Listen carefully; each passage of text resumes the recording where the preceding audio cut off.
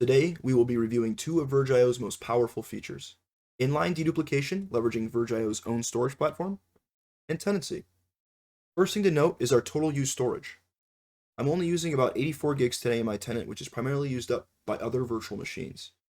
When Verge-io's storage platform writes non-unique blocks of data, it does not need to use additional storage on disk. This is the power of Verge-io's inline deduplication. This allows us to store a great deal of data on the platform and empowers companies to be much more aggressive with their backup schedules, or even instantly replicating large virtual machines without taking a hit to the storage. Let's take note of the 84 gigs used right now, as we will be coming back to this number shortly.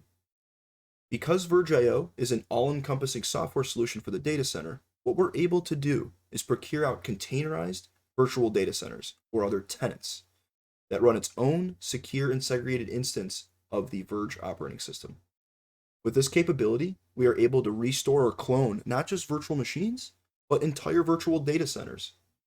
These virtual data centers consist of your networks, users, groups, access controls, firewall rules, virtual machines, the whole gambit. So we get to back the entirety of these virtual data centers up via snapshots to instantly restore them, or go through our example today, which is cloning a virtual data center on the fly. So for our use case, let's say we want to test a touchy software upgrade rollout. In the olden days, we would be stuck testing in production, hoping the rollout goes smooth. And if it doesn't, we might end up dealing with loads of downtime throughout the entire company. This data center we're using as an example consists of about 72 gigs after deduplication. With Verge-io, I can now take my production data center and clone it on the fly. I'll go ahead and submit the clone, as we can see here. Our system will now gracefully procure out another fully isolated containerized instance of the Verge operating system and its resources. And as we can see with our like-for-like clone, we are deploying yet another 72 gigs. This is where it was mentioned to take note of our total use storage. It does not matter how many times we back up or copy this data center or other virtual machines.